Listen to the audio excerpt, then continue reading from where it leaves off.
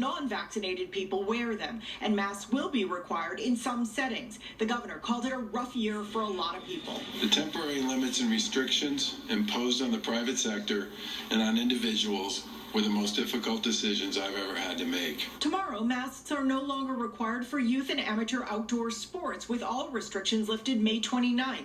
The governor will end the state of emergency June 15th.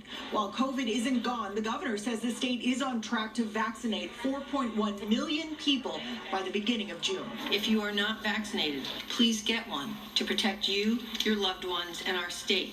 It is a selfless act and a life-saving one. So, Sharon, I'm curious, what about the businesses that want to keep restrictions like masks in place? And Ed, they can do that. Businesses can continue to require masks. They can require other restrictions. They can even require vaccination. State officials are asking people to be patient and to be understanding with those businesses and respect the rules. Our Charmin Sacchetti live with our top story tonight at 6 here on News Center 5.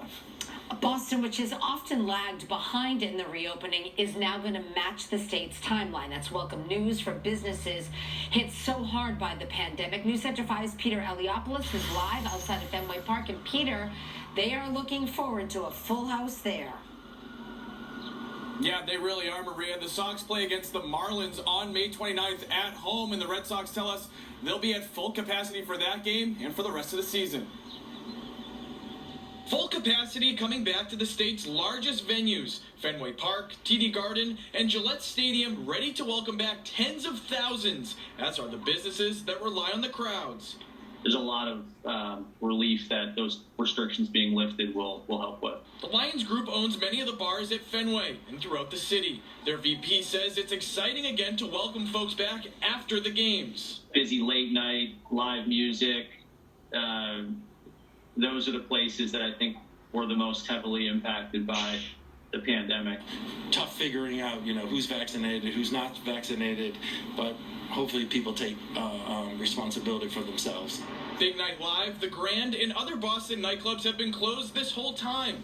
Here they're hoping to hire back 850 workers in less than 2 weeks. We simply don't have enough staff, and we have pent-up demand. I think, the Governor Baker is trying to do his best, and I think if he thinks it's ready to reopen, it should be. Very excited to kind of go back to the scene here on the bars in the Fenway area and downtown as well. It's really been a long time for us, so we're super excited to hopefully, get back some of our college experience. Now, the businesses say they're going to take some safety precautions, but they're just glad at this point that individuals can make their own decisions when it comes to venturing into crowded places. We're live at Fenway Park this evening. I'm Peter Eliopoulos, WCVB, News Center 5. Peter, thank you. Big changes are also coming to the state's mask mandate on May 29th. Fully vaccinated people will no longer have to wear them in most cases. Let's get to News Center 5's Mary Salata. She's live in Needham right now, Mary. Yeah, but there will be places where everyone still needs to wear a mask, so your best bet is to carry one with you just in case. For mask haters, May 29th can't come fast enough. Ready to take it off. Yeah. Ready to get back to normal. Others say dropping the mask, especially indoors, will take some getting used to. It's just going to take some understanding and convincing that it's actually okay. Starting May 29th, the state says fully vaccinated people can drop the mask, but everyone will still be required to mask up on public transportation when you use ride shares and taxis and at healthcare facilities and crowded care settings.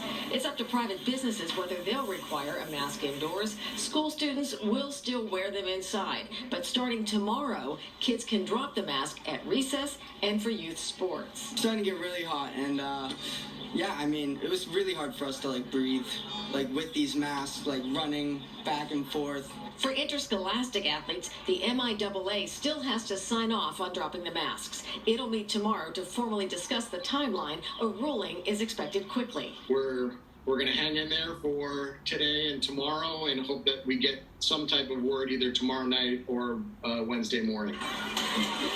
And summer camps are also expected to get the green light for kids to go maskless outdoors. The experts say that if you or your child have underlying health problems, you should talk to your doctor and very likely still continue to mask up, and no one should shame anyone else who chooses to do so.